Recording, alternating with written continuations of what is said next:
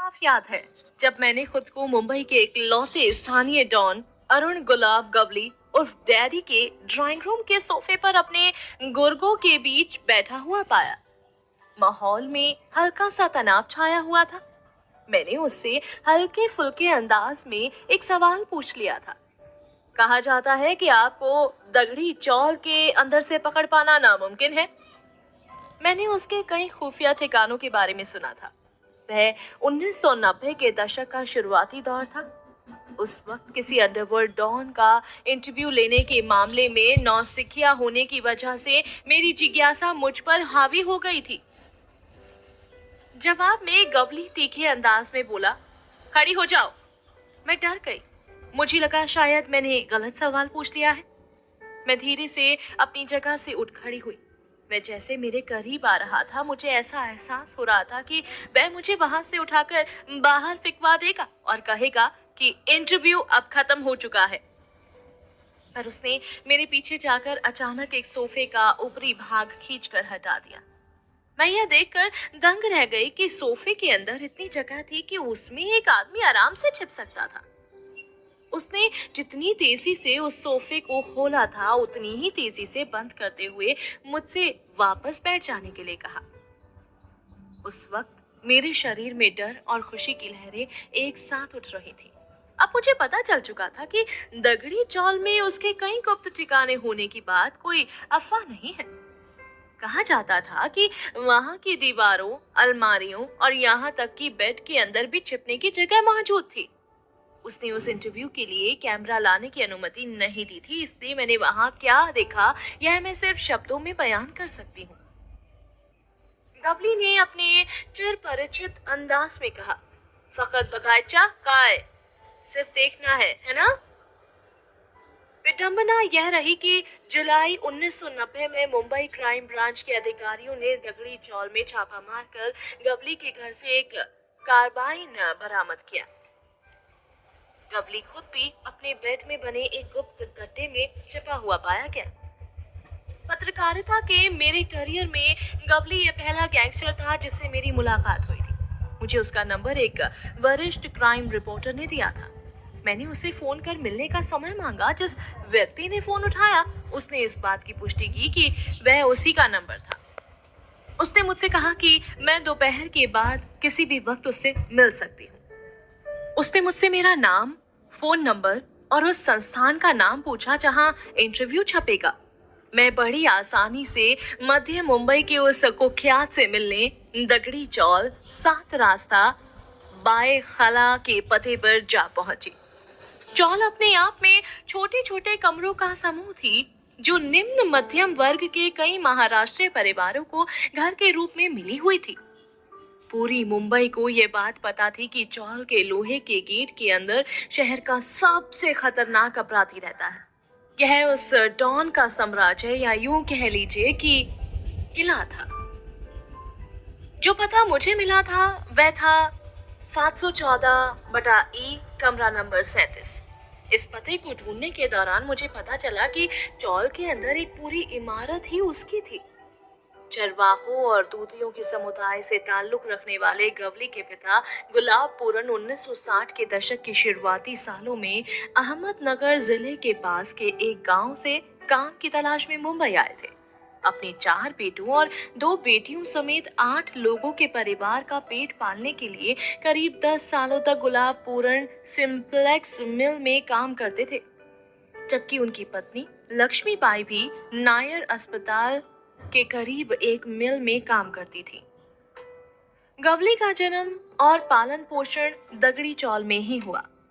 उसने भाईखला के बकरी अड्डा स्थित नगर पालिका स्कूल से 11वीं तक की पढ़ाई की। यहाँ पर उसके एक करीबी दोस्त बबलिया सावंत ने उसकी मुलाकात रमा नाइक से कराई, जो उसी स्कूल में उसका सीनियर था और दगड़ी चौल का ही रहने वाला था।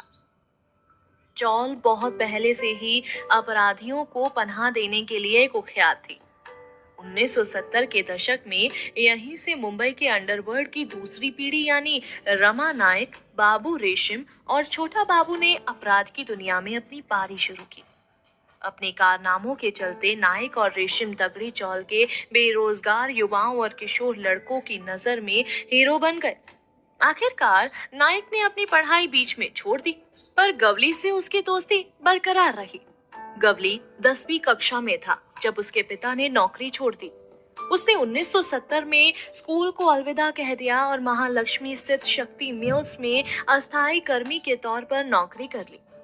1973 में विखरोली में गोदरेज बॉयज में काम करने वाले गवली ने अपनी समानांतर यूनियन बना ली और ट्रेड यूनियन के कर्ता धर्ता डॉक्टर दत्ता सामंत को चुनौती देने लगा। दत्ता सामंत के दबाव में गोदरेज बॉयज के प्रबंधन ने गवली को अचानक ही काम से निकाल दिया। इसके बाद अग्रीपाड़ा के शिवसेना कार्यकर्ता बाला मापंकर ने उसे कांजूर मार्ग पर क्रॉम्पटन कंपनी में काम दिलवा दिया। यहाँ वह सदाशिव पावले उर्फ सदा मामा के संपर्क में आया, जो आगे चलकर अपराध की दुनिया में उसका साथी और दाहिना हाथ बना। उस समय आने वाले समय के गैंगस्टर जैसे नाइक, अशोक चौधरी उर्फ छोटा बाबू, बबलिया सावंत, विलास चौगुले और अरुण गवली बायखला के ओम क्लब में कबड्डी खेला करते थे।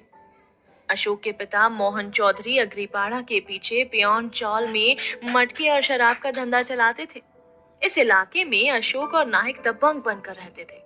एक साथ कबड्डी खेलने की वजह से गवली भी उनके साथ रहता था। इस तरह वह इस गैंग में अनौपचारिक रूप से दाखिल हो गया था। शुरुआत में वह अवैध जुआ घरों, शराब के अड्डों और तस्करी जैसी नाजायज गतिविधियों वाली जगहों से संरक्षण के नाम पर पैसा वसूलते थे और यही उनकी आमदनी का मुख्य स्रोत था। रमा नाइक और बाबू रेशम के राज में उनके खुद के जुए और शराब के अड्डे से होने वाली कमाई भी उनकी आमदनी बढ़ाती थी। अपराध के पिरामिड में नाइक सबसे ऊंचे पद पर था। उसके नीचे काम करने वाले हर गैंगस्टर के 10 से 15 साथी थे। उन्होंने उन बिल्डरों को फोन करना शुरू कर दिया जो ऐसी जमीनों पर गगनचुंबी इमारतें बना रहे थे जिन पर एक स्थानीय माफिया भाई ठाकुर का कब्जा था। इन बिल्डरों से रंगदारी वसूल करके ये उससे हथियार खरीदने लगे। शुरुआत में तो गैंग बिल्कुल आराम से चल रहा था। सदस्यों का गैंग में उनके स्तर के हिसाब से एक तय रकम दी जाती थी। गवली जैसे महत्वपूर्ण सदस्यों को 25,000 रुपए महीना और छोटे स्तर के गुर्गों को 2,000 से 5,000 रुपए प्रति माह मिलते थे।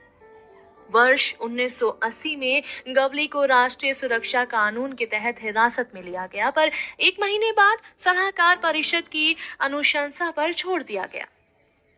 इस घटना से वह मशहूर हो गया और उसने जबरन वसूली का अपना काम और फैला लिया। साथ ही वह मटके और अवैध शराब के धंधे में भी उतर गया। उसी वर्ष रेशम, नाइक और गवली अपने प्रतिद्वंदी पार्सनाथ पांडे की हत्या की साजिश रचने के आरोप में गिरफ्तार हो गए।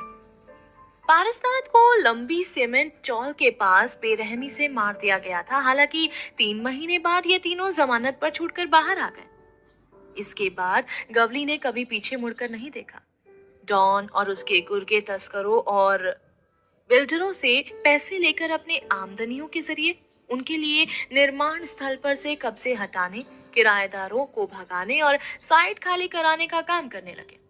वह वित्तीय विवादों के निपटारे का काम भी करने लगा, जिसके बदले वह वसूली गई धनराशि में आधा हिस्सा अपने काम के बदले लेते थे। चूंकि कानूनी बाध्यता के चलते पुलिस ऐसे मामलों में हस्तक्षेप नहीं कर सकती, इसलिए उनके शिकार बनने वाले पीड़ितों के पास बचने का कोई रास्ता ही नहीं था। इस तरह कारोबारियों और गैंगस्टरों के बीच तार जुड़ गए। कारोबारी इनके जरिए अपने गिरफ्तारों से फंसे हुए पैसों की वसूली करवाने लगे। गवली अग्रीपाड़ा, मुंबई सेंट्रल, कुम्हारवाड़ा, पिधौनी, परेल, भाईवाड़ा, दादर, कंजूर मार्ग, भांडुप और मुलुंड की सर्राफा की दुकानों से संरक्षण देने के नाम पर पैसों की मांग करने लगा। ज्यादातर सभी बार, खासतौर पर डांस बार, गवली को भारी रकम दिया करते थे। गणेश चतुर्थी, नवरात्रि और होली जैसे त्योहारों पर गैंग सिनेमा और ऑर्केस्ट्रा के शो का आयोजन करने लगा। इन्हें विभिन्न मंडलों से आयोजित करवाया जाता था और उनसे कहा जाता कि वह आयोजन में ऐसे बैनर लगाएं जिन पर प्रायोजक के तौर पर रमा नाइक, बाबू भाई या अरुण गवली का नाम लिखा हो। इन गतिविधियों से स्थानीय स्तर पर उनका नाम, उनका सम्मान बढ़ने लगा और उनके साथियों की संख्या बढ़ने लगी। इकट्ठा हो रहे पैसे का कुछ हिस्सा अदालत में चल रहे मामलों पर खर्च किया जाने लगा। कहा जाता है कि गैंग ने किसी तरह एक सरकारी वकील को अपने साथ मिला लिया था। यह वकील जमानत के ज्यादातर मामलों में अपना पक्ष कमजोरी से रखता और फैसला अपराधियों के हक में हो जाता। यह भी कहा जाता कि ज्यादातर जेलों के कर्मचारियों को भी इन लोगों द्वारा पैसा पहुंचाया जाता, जिससे जेल के अंदर इन गैंगस्टरों को सारी सुख सुविधाएं मिल सकें और जबरन वसूली के शिकार बनाए गए लोगों को बिना रजिस्टर में प्रविष्टि दर्ज कराए जेल के अंदर लाया जा सके।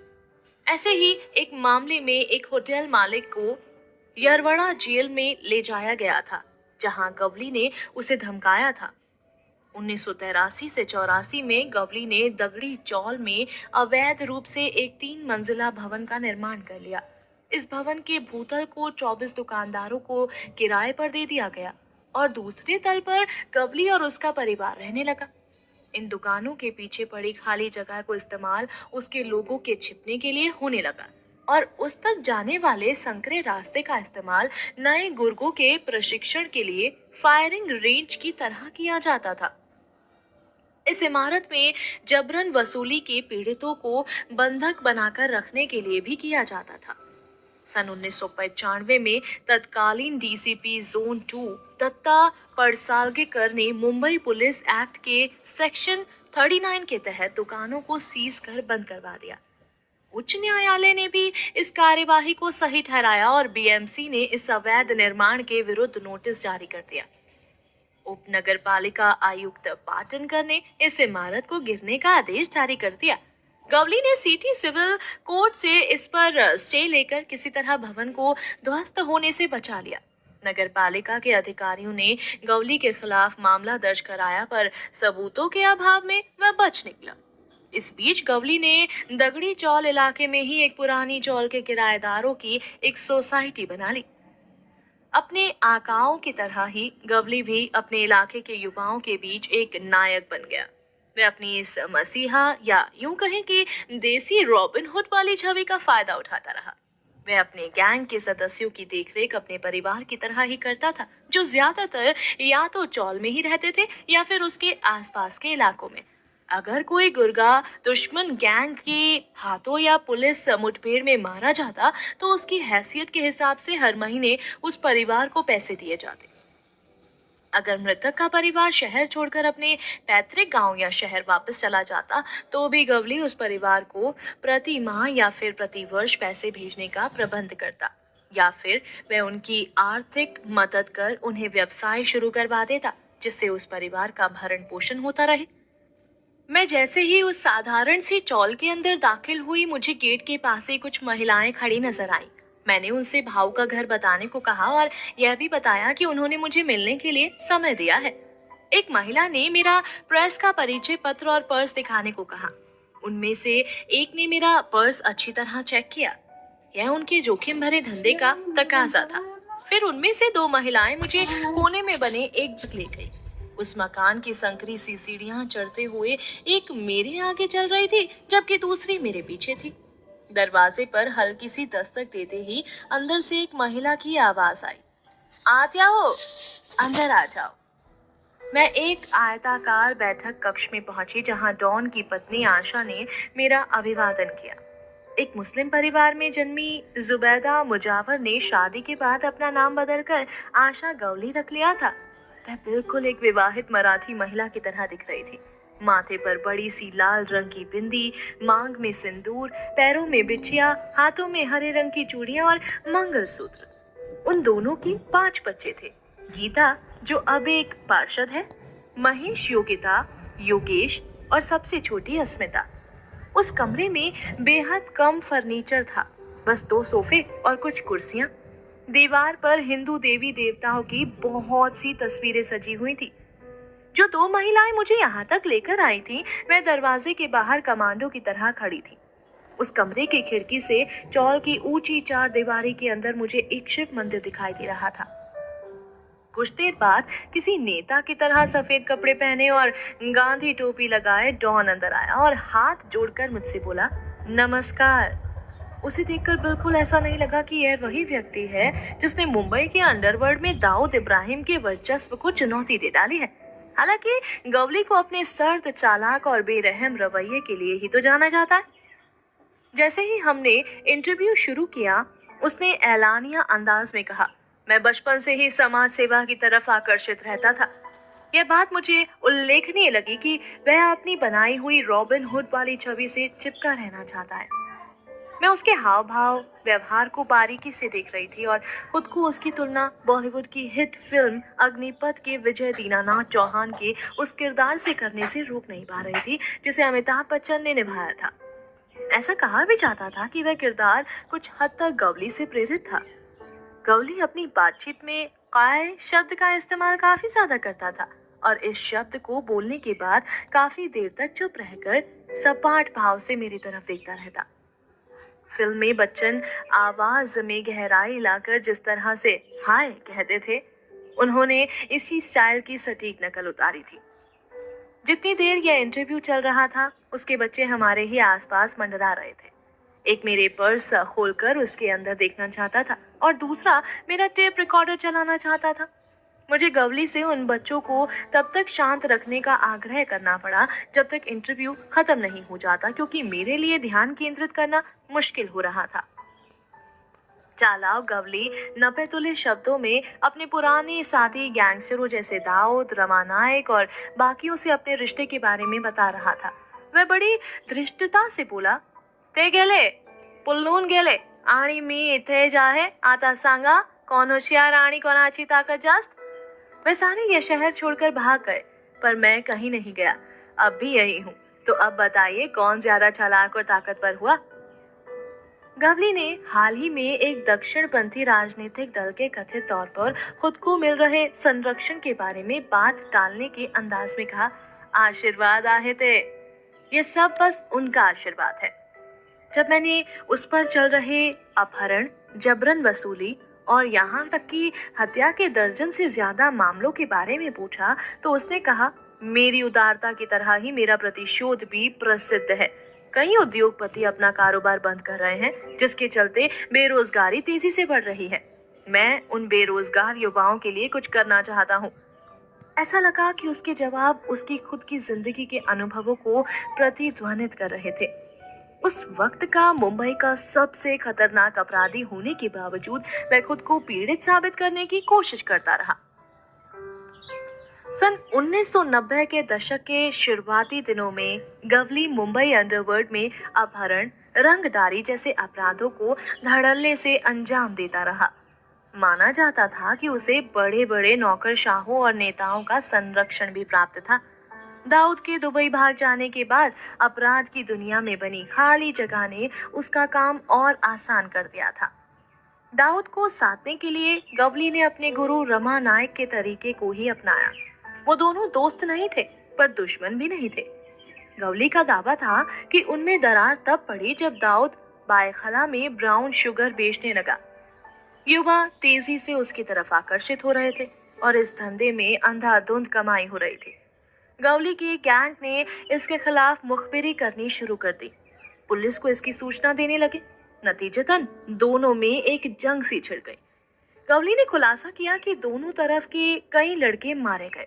इतने की हिसाब रखना भी मुश्किल हो गया। यह गैंग वॉर एक जमीन के विवाद के चलते अपने चरम पर पहुंच गया और दाऊद ने रमा नायक की हत्या करवा दी। तब से गवली ज्यादातर दगड़ी चौल तक ही सीमित रहने लगा। कहीं बाहर निकलता भी था तो बेहद खुफिया तरीके से। जब उसके भाई किशोर उर्फ पापा गवली की दाऊद गैंग के सदस्य ने हत्या कर दी, तब माटुंगा के नैगौम क्रॉस रोड स्थित बार के मालिक अनिल बम्बोलकर ने पूरे इलाके में मिठाइयां बंटवाई थी। 5 मार्च 1990 को गवली के आदमियों ने बम्बोलकर की उस समय गोली मारकर हत्या कर दी जब वह अपने रेस्टोरेंट की कैश काउंटर पर बैठा था। इसके बाद सन 1992 में उसके शूटर शैलेश हरदणकर ने दाऊद के बहनोई इब्राहिम पारकर की नागपड़ा इलाके में हत्या कर दी। पुलिस रिकॉर्ड में गवली पर और भी कई अपराधों में लिप्त होने के आरोप दर्ज थे। वर्ष 1992 में दगड़ी चौल पर डाले गए छापे में 2 भूमिगत बंकरों के अलावा 2 AK-47 राइफल, 7 रिवॉल्वर, 4 ग्रेनेड और करीब 1000 गोलियां बरामद हुई। सन 1981 में जब गवली और रमा नाइक दोनों एक साथ आर्थर रोड जेल में बंद थे, तो उनकी मुलाकात एक स्थानीय वीडियोग्राफर ललित शाह से हुई थी। कुछ सालों बाद यानी साल 1990 में जब गवली औरंगाबाद जेल में बंद था, तब शाह उसके लिए एक फायदेमंद धंधे का प्रस्ताव लेकर मिलने आया। उसके साथ उसका नया साथी राजा जाधव भी था। उस समय शाह ने गवली से एक मिल मालिक वल्लभ ठक्कर के कारोबार में निवेश करने के लिए कहा और दावा किया कि 1 साल में उसका पैसा 2 गुना हो जाएगा। उसके कहने पर सदा मामा ने ठक्कर के कारोबार में 30 लाख रुपए का निवेश कर दिया।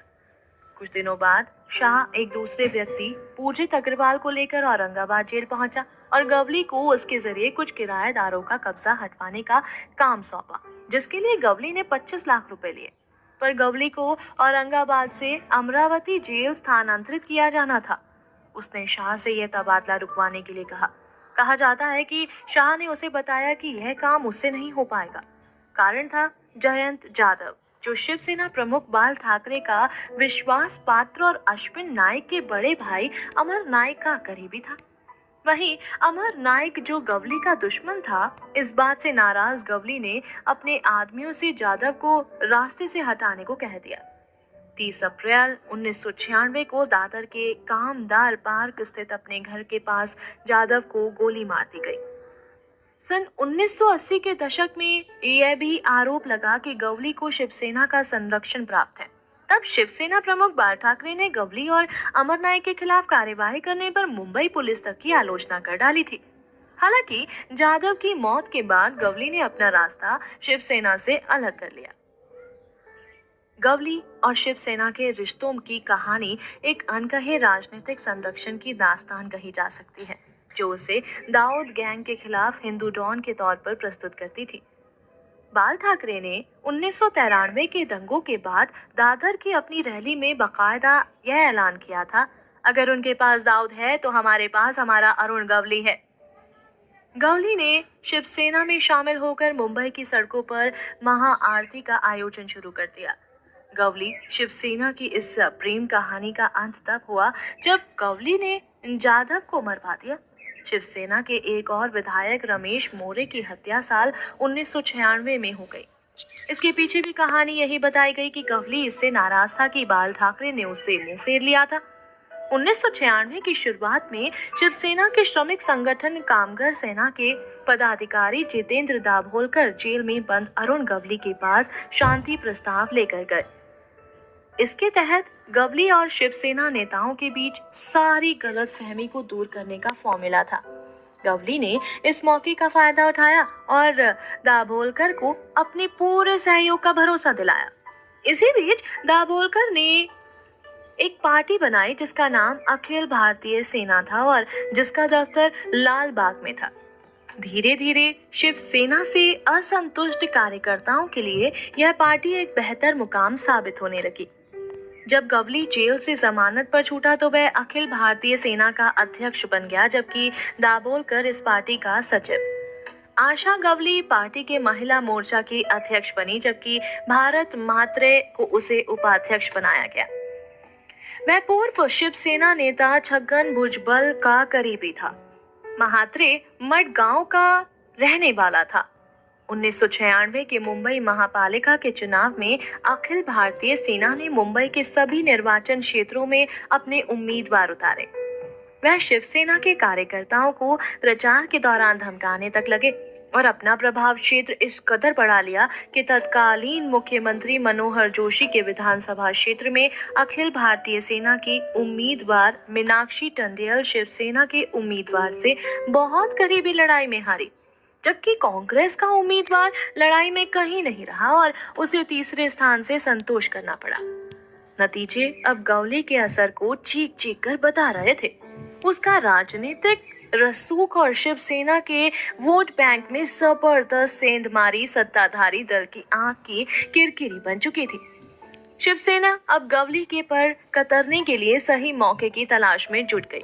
गवली के खिलाफ एक मुकदमा दर्ज किया गया जिसमें उस पर आरोप था कि वह वांछित अपराधी नंदिया सावंत और बंध्या को संरक्षण देता है। 1996 में दर्ज इस केस के बाद उसे रासुका के तहत गिरफ्तार कर लिया गया। गवली को कुचलने के लिए उठाए गए इस कदम को लेकर सत्ताधारी दल को यह भी चिंता थी कि कहीं ये दाव उल्टा ना पड़ जाए। गवली की लोकप्रियता भी उस समय अपने चरम पर थी। इससे निपटने के लिए एक नरम गरम रणनीति बनाई गई। गवली की गिरफ्तारी के तुरंत बाद शिवसेना सांसद मोहन रावले ने इस पर नाराजगी जाहिर करते हुए अग्रीपाड़ा पुलिस थाने के बाहर भूख हड़ताल शुरू कर दी। गवली की रिहाई की मांग पर यह भूख हड़ताल 8 दिन तक चली। यह भूख हड़ताल तब खत्म हुई जब गवली की मां ने उन्हें जूस का गिलास देकर उनका अनशन तोड़वाया। इसी बीच अरुण गवली की पत्नी आशा ने नागपुर उच्च न्यायालय में रासुका के तहत गवली की गिरफ्तारी को चुनौती देने की याचिका दायर कर दी। उच्च न्यायालय ने न सिर्फ उसकी अपील मंजूर की बल्कि पुलिस पर जुर्माना लगाया और गवली को रिहा कर दिया गया। अपनी रिहाई के तुरंत बाद गवली ने अपनी पार्टी का विस्तार पूरे महाराष्ट्र में करना शुरू कर दिया। 18 जुलाई 1997 को उसने राज्य सरकार के खिलाफ हुतात्मा चौक पर एक मोर्चा निकाला। इस अभियान को जबरदस्त लोकप्रियता मिली और करीब 2 लाख लोग इस मोर्चे में शामिल हुए। खुफिया रिपोर्टों की माने तो गवली ने इस मोर्चे के लिए 1.5 करोड़ रुपए खर्च कर दिए थे। 3 दिन बाद ऐसी खबरें आई कि गवली ने अपना सारा पैसा इस मोर्चे के लिए खर्च कर दिया था और इसी वजह से वह अपने गुर्गों को पैसे नहीं दे पाया था। उसी दिन गवली के समर्थकों ने एशियन एज समाचार पत्र की संवाददाता आनंदिता रामास्वामी पर दगड़ी चौल में हमला कर दिया। आनंदिता वहां अखिल भारतीय सेना पर रिपोर्ट करने गई थी। आनंदिता ने पुलिस को दी अपनी फरियाद में आरोप लगाया था कि यह हमला गवली के इशारे पर हुआ। इसके बाद गवली को राजू कमलाकर शीर्षत और सुरेश भास्कर के साथ इस आरोप में गिरफ्तार कर लिया गया। 7 दिन बाद गवली को जमानत मिल गई और वह जेल से रिहा हो गया। इस बीच राज्य सरकार ने लगातार एक के बाद एक केस दर्ज कर गवली को जेल में रखने की ही हर तरह से कोशिश की। उन्होंने इसके लिए दगड़ी चौल की पूर्व निवासी वृद्ध महिला का भी इस्तेमाल किया जिसने गवली के खिलाफ शिकायत की। दगड़ी चौल की पूर्व निवासी एक बुजुर्ग चंद्र प्रभा गजरे ने गवली और उसके दोस्तों पर उस पर हमला करने और बंदूक की नोक पर उसे चौल से बाहर निकालने का आरोप लगाया। उसका आरोप था कि गवली के करीबी सुनील घाटे ने उसकी बेटी से शादी करने का प्रस्ताव दिया था जिसे उसने नहीं माना और इसी वजह से उसके साथ यह घटना घटी। इन सबके बीच गवली के लिए सबसे बड़ा झटका तब लगा जब राज्य सरकार ने अपनी पूरी ताकत से उसके खिलाफ अभियान छेड़ दिया। 16 अगस्त 1996 को गवली के 2 सहयोगियों चंद्रशेखर मिराशी और सुरेश येंडे को पुलिस ने बायखला के विट्ठल मंदिर के समीप लक्ष्मी बिल्डिंग में मुठभेड़ में मार गिराया। यह इलाका गवली गैंग का गढ़ माना जाता था। यह गवली के साम्राज्य पर पहला बड़ा झटका था। उसने राज्य सरकार पर अनावश्यक बल प्रयोग करने के आरोप लगाते हुए उच्च न्यायालय में 3 याचिकाएं की। यह बात और है कि हाई कोर्ट ने तीनों याचिकाएं खारिज कर दी। भाजपा सेना गठबंधन की सरकार ने जबरदस्त प्रतिक्रिया करते हुए उसके गैंग को मुठभेड़ के जरिए तहस नहस कर दिया। मैं गवली से दूसरी बार महाराष्ट्र के सुदूर गांव वडगांव पीर में मिली थी। मुंबई पुलिस अधिनियम की धारा 56A के तहत उसे मुंबई के तड़ी पार कर दिया गया। राजनीतिक तौर पर एक तरह से बहिष्कृत हो चुके गवली को फरवरी 1999 में मुंबई और थाने में वसूली, धमकाने, रंगदारी और हत्या के कई मामलों के चलते 2 साल के लिए तड़ी पार कर दिया गया था। इस समय तक अखिल भारतीय सेना ने शिवसेना के असंतुष्टों को गले लगाना शुरू कर दिया था, साथ ही अपनी ताकत और प्रभाव भी बढ़ाना शुरू कर दिया। जब उसे 2 साल के लिए मुंबई से तड़ीपार किया गया तो उसने फैसला किया कि वह अपने ससुर शेख लाल मुजावर के गांव में रहेगा। उसके साथ उसकी पत्नी और 125 समर्थक भी गए। मुझसे कहा गया कि मैं उसके गांव सुबह 10 बजे पहुंच जाऊं, जहां उस समय वह जनता दरबार लगाता था।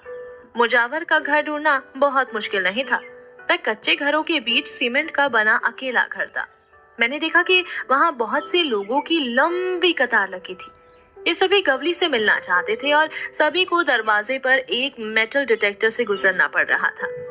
मुझे पहले तल तक ले जाया गया, जहां कुछ खास लोग पहले से ही उससे मिलने का इंतजार कर रहे थे। उसके दगड़ी चौल वाले अपने घर के ड्राइंग रूम की तरह वह कमरा भी हिंदू देवी देवताओं की मूर्तियों से सजा था और कमरे की दीवारों पर कैलेंडर सलीके से सजे थे। मुझे बताया गया कि वह जल्द ही अपनी पूजा समाप्त कर हमसे मिलेगा। यह भी कि वह हिंदू कैलेंडर के सावन महीने यानी जून जुलाई में महासाहार नहीं करता है। मुझे उसकी दिनचर्या की विस्तृत जानकारी भी दी गई। वह रोजाना 3 घंटे पूजा करता था। वह सुबह 8 बजे उठता और पूजा के दौरान भगवत गीता का भी पाठ करता था।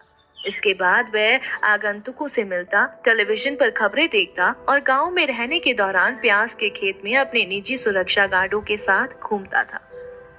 उसके एक सुरक्षा कर्मी ने मुझे बताया, हमें सुरक्षा को लेकर बहुत सतर्क रहना पड़ता है क्योंकि गोली पुलिस के साथ ही दुश्मनों की तरफ से भी आ सकती थी। करीब आधे घंटे बाद हरी टी शर्ट और नीली जीन्स में गवली बाहर आया। आने के बाद भी वह 15 मिनट तक अपने फोन से ही चिपका रहा। किसी शहरी निवासी की तरह कपड़े पहने तड़ीपार गवली शायद अपने पहनावे और रहन सहन से अपने आसपास के माहौल को भुलाने की कोशिश कर रहा था, पर वह बेजार और परेशान दिख रहा था। जब वह मेरे सवालों के जवाब दे रहा था, तब भी लोग रवायती तौर से उसके पैर छू रहे थे।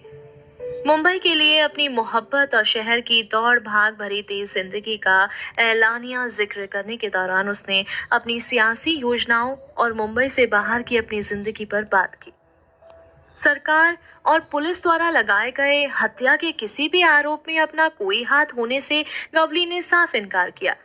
गांव में होने के बावजूद समर्थकों की भीड़ उसे डैडी के नाम से ही पुकार रही थी और बातचीत के दौरान वह कई बार अन्याय के खिलाफ लड़ने की बात दोहराता रहा। उसने कहा कि उसे अपने दुश्मनों से ज्यादा खतरा पुलिस से है। मुझे अपने किसी दुश्मन से कोई डर नहीं, मुझे सिर्फ इस बात का डर है कि पुलिस मुझे फिर से पकड़ सकती है। मैंने 1 दशक से ज्यादा समय जेल में बिताया है। अब मैं अपने परिवार के साथ समय बिताना चाहता हूँ, लेकिन पुलिस मुझे फिर से जेल में डालना चाहती है। उसने दावा किया कि उसकी राजनीतिक पार्टी के बढ़त प्रभाव के डर ने शिवसेना भाजपा सरकार को उसे मुंबई से बाहर करने को मजबूर कर दिया। विधानसभा चुनाव में महज 1 साल बचे होने की बात कह गवली ने दावा किया कि वह इसका बदला जरूर लेगा और वडगांव पीर को अपने राजनीतिक आधार के तौर पर इस्तेमाल करेगा, जिससे वह सियासी तौर पर मुंबई पर कब्जा जमा सके। उसने बताया कि उसने अब तक 20 ताल्लुका प्रमुख बना दिए हैं और 250 नए कार्यकर्ताओं का पंजीकरण भी करा दिया है। उसी समय उसने दावा किया कि पूरे महाराष्ट्र में उसकी पार्टी के 5 लाख से ज्यादा सदस्य हैं और वह आने वाले विधानसभा चुनाव में 288 में से 150 सीटों पर अपने उम्मीदवार उतारेगा। मई 2004 में हुए लोकसभा चुनाव में मुंबई दक्षिण मध्य सीट से गवली ने 92,000 से अधिक वोट पाकर सबको हैरान कर दिया।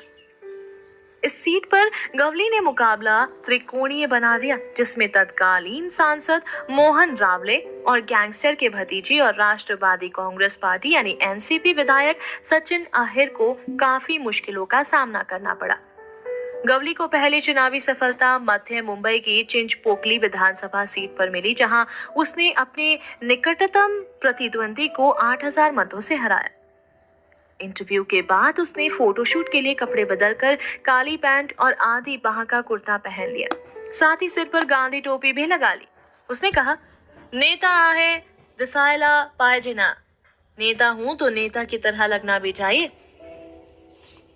अपराध की दुनिया में एक लंबी पारी खेलने के बावजूद जितनी बार भी गवली गिरफ्तार होता, हर बार सबूतों के अभाव में सजा से बच निकलता। ऐसी खबरें भी थी कि उसके गैंग के सदस्य पेशी से पहले गवाहों को डरा धमका कर चुप करा देते, पर कभी न कभी तो उसे कानून के शिकंजे में फंसना ही था। विडंबना यही रही कि साल 2007 में उसके भरोसेमंद लोगों ने ही उसे शिवसेना के पार्षद कमलाकर जाम सांडेकर की हत्या के आरोप में फंसा दिया। 2012 में उसके सहयोगी श्री कृष्ण गौरव ने, जो इस घटना में शामिल नहीं था, पुलिस को महत्वपूर्ण जानकारी दी और दूसरा साथी संदीप गंगन पुलिस का मुखबिर बन गया। इन दोनों की मदद से पुलिस यह साबित करने में कामयाब रही कि दो बिल्डर साहेब राव भिटांडे और सदाशिव सुरवे ने, जो जाम सांडेकर के वास्तविक प्रतिद्वंदी थे, जमीन विवाद के चलते गवली को 30 लाख रुपए देकर उसकी हत्या करवा दी। साल 2008 में गवली के शूटर रहे अशोक जायसवाल और नरेंद्र गिरी ने अपने बयान में यह कबूला कि इस हत्या के पीछे गवली का ही हाथ था, जिसके बाद उसे गिरफ्तार कर लिया गया। पहले उसे आर्थर रोड जेल में रखा गया और साल 2010 में सजा सुनाए जाने के बाद ठाणे के तलोजा जेल भेज दिया गया। विशेष मकोका अदालत ने 31 अगस्त 2012 को उम्र कैद की सजा सुनाई। अपराध की दुनिया में कदम रखने के बाद से यह पहली बार था जब उस पर किसी अपराध के लिए सजा मिली थी। विशेष न्यायाधीश पृथ्वीराज चौहान ने उसके अलावा 11 और लोगों को जाम सांडेकर की हत्या और हत्या की साजिश रचने के आरोप में सजा सुनाई। इसके साथ ही उन्होंने सभी मुजरिमों को भारी जुर्माना देने का भी आदेश सुनाया, जिसे जमा न करने की स्थिति में उन्हें जेल की सलाखों के पीछे कुछ साल और बिताने पड़ते। कुल जुर्माने की रकम का 40% जाम सांडेकर की विधवा कोमल जाम सांडेकर को अदा किया गया। गवली की बेटी गीता ने, जो अब पार्षद भी है और जिसे अपने पिता का मिजाज हासिल हुआ है, गवली को हुई सजा को मुंबई उच्च न्यायालय में चुनौती दी। उसने सजा का फैसला आने पर पत्रकारों को दिए गए बयान में कहा था कि उसे इंसाफ नहीं मिला है। उस दिन दगड़ी चौल और मकोका कोर्ट के बाहर गवली के समर्थन में सैकड़ों लोग इकट्ठा हो गए।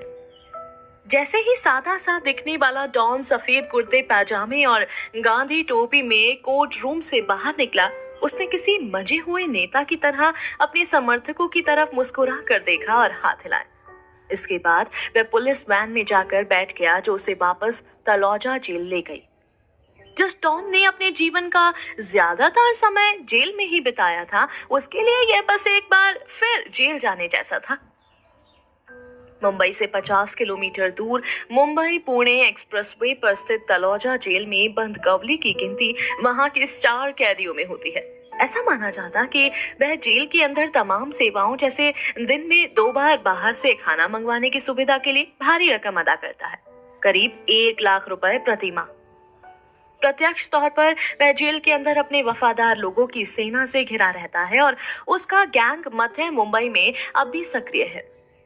सितंबर 2013 में उसे राज्य सरकार द्वारा चलाए जा रहे सेंट जॉर्ज अस्पताल में सेरेब्रल मलेरिया के इलाज के लिए भर्ती कराया गया था। तब से बूढ़े होते गवली को साल में एक बार स्वास्थ्य की जांच के लिए अस्पताल लाया जाता है।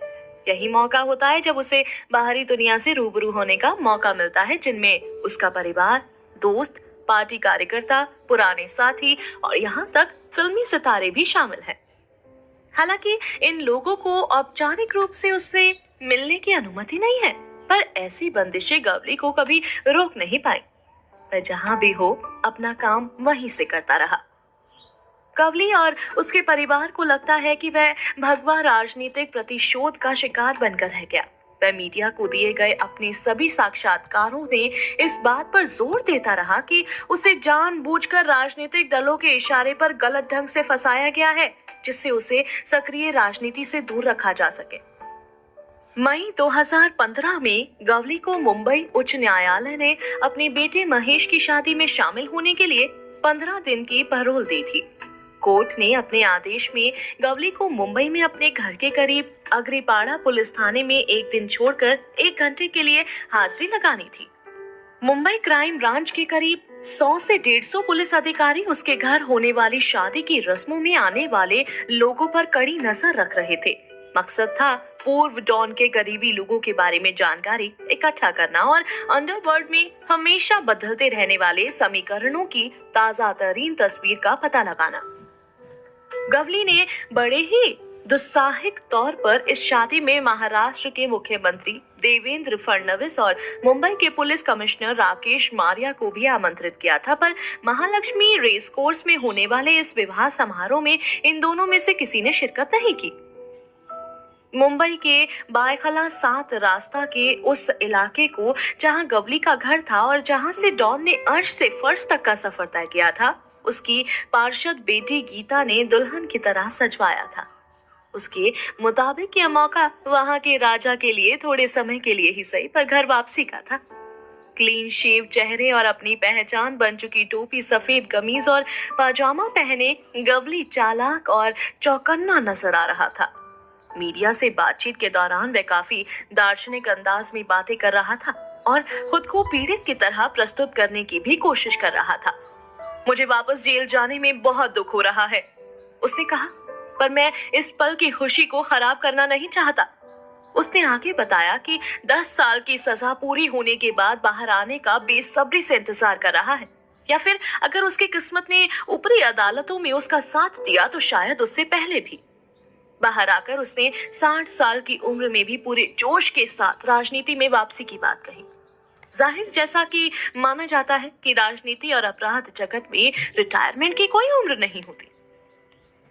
इस बीच मुंबई में ही रहने वाले घर के इस डॉन को फिल्म अभिनेता अर्जुन रामपाल के रूप में अपना नया प्रशंसक मिल गया। मुंबई के 2 नए प्रोडक्शन हाउसों पेंटाग्राम फिल्म्स और सुनील माने एंटरटेनमेंट ने एक साथ मिलकर गवली के जीवन पर आधारित एक फिल्म बनाने का फैसला किया, जिसमें रामपाल गवली का मुख्य किरदार निभाने वाले थे। रामपाल को अपनी फिल्म की शूटिंग के आखिरी दिन फोन आया कि डैडी छूट गए हैं और उनसे मिलना चाहते हैं। रामपाल थोड़े नर्वस थे क्योंकि फिल्म पूरी शूटिंग हो चुकी थी। वह याद करते हैं कि डैडी से उनकी पहली मुलाकात खुशनुमा तरीके से शुरू हुई। अर्जुन, कैसा है तू? कैसा है तू? तू मेरे पे पिक्चर किया? रामपाल नहीं जानते थे कि आगे क्या होने वाला है, इसलिए वह बचाव की मुद्रा में ही थे। डैडी, आप और कुछ भी पूछने से पहले आप बताएंगे पिक्चर में क्यों ही होगी? आपकी कंसर्न चाहिए। गवली ने कहा कि मेरे वकीलों से बात करो। अर्जुन ने कहा कि वो 3 वर्षों से उनके पीछे भागते आ रहे थे और वह हाथ नहीं आ रहा है। अब जब आप मेरे सामने हैं, मैं एक कॉन्ट्रैक्ट लेकर आया हूँ, अगर आप इसको देखकर साइन कर दें। गवली ने किसी को अपना ऑफिस खोलने को कहा और रामपाल को वहां लेकर गया। उसने कॉन्ट्रैक्ट अपने हाथों में लिया और उसे तथा रामपाल को चुपचाप कुछ मिनटों तक घूरता रहा। फिर कहा, यह अंग्रेजी में है और मैं इसे पढ़ नहीं सकता। वह रामपाल को इतनी देर तक घूरता रहा कि वो बेचैन हो उठे। वे सन्न थे। फिर अचानक गवली ने एक कलम मांगा और कहा कि वो साइन करेगा। तेरे पे भरोसा करता है। गवली से एक लंबी बातचीत के बाद रामपाल उसे बड़ी तहजीब वाला आदमी, सलीकेदार, नरमी से बोलने वाले, तार्किक, दयावान और मराठा इतिहास का जानकार बताते हैं। फिल्म के लिए अपने रिसर्च के सिलसिले में रामपाल ने यात्राएं की। गवली के इलाके और अनेक मराठी बहुत इलाकों के लोगों से मिले और पाया कि लोगों में गवली को लेकर एक किस्म का प्यार है। कहा यह भी जाता है कि वर्ष 2015 के शुरुआती दिनों में जब गवली को न्यायिक हिरासत के दौरान नियमित रूप से होने वाली स्वास्थ्य जांच के लिए जे अस्पताल ले जाया गया था, तब रामपाल चुपके से उसके कमरे में घुस गए थे। रामपाल को वहां तैनात पुलिस अधिकारियों ने वहां से बाहर निकाला और इस हरकत के लिए उनसे मुंबई पुलिस ने पूछताछ भी की। गवली का परिवार उसकी छवि को एक नायक के तौर पर पेश किए जाने को बढ़ावा देता रहा है और यह बात साफ तौर पर समझी जा सकती है कि फिल्म में भी गवली की कैसी छवि प्रस्तुत की जाएगी, इसकी पूरी जानकारी उसके परिवार को दी गई है। उसके परिवार ने यह फिल्म बनाने की रजामंदी तभी दी जब उन्हें यह विश्वास दिलाया गया कि डैडी के जीवन को पर्दे पर उतारते हुए उससे जुड़े सकारात्मक पहलुओं पर ही जोर दिया जाएगा। फिल्म ने इस बुढ़ाते डॉन की जिंदगी को पर्दे पर साकार किया जो जेल जाने के डर से मुंबई छोड़कर विदेश नहीं गया। इसी बात को गवली और उसका परिवार देशभक्ति के रूप में प्रचारित करते हैं ताकि उसकी शख्सियत पर लगे अपराध के दाग को और मर्डर के मामले में आजीवन कैद की सजा की बात को ढका जा सके। फिल्म बनी और साल 2017 में रिलीज हुई, लेकिन चल नहीं पाई, बावजूद इसके कि गीता, गवली और परिवार ने फिल्म के निर्माण और प्रचार प्रसार में काफी मदद की थी। रामपाल का आइडिया नाकाम रहा और फिल्म को पहले हफ्ते में औसत से भी कम कमाई हुई। ऐसा लगता है कि गवली भले की अपनी असली जिंदगी में मुंबई का डॉन के रूप में आतंक का पर्याय रहा हो, कोई भी यह नहीं जानना चाहता कि उसकी कहानी क्या थी और उसने जो कुछ भी किया वो कैसे किया। गवली को नागपुर सेंट्रल जेल के अंडा सेल में भारी सुरक्षा के बीच रखा गया है। उसे मुंबई उच्च न्यायालय द्वारा 2 बार लंबे फरलो दिए जा चुके हैं। तीसरा फरलो उसे अप्रैल 2018 में तब मिला जब उसकी मां लक्ष्मी गवली की एक बीमारी के बाद जसलोक अस्पताल में मौत हो गई। गवली की पत्नी आशा और बेटी गीता सियासत में गवली की तरफ से काम कर रही हैं और लोगों को याद दिलाती हैं कि गवली की ताकत अभी भी बची हुई है, कि वह अभी भी मुंबई में सियासत और अपराध की दुनिया में दखल रखता है, भले ही उसका असर सीमित हो। उसका नाम अभी भी एक डॉन का आभा मंडल रखता है। हाँ, उसमें से अतीत की बदनामी और दहशत कम हो गई है।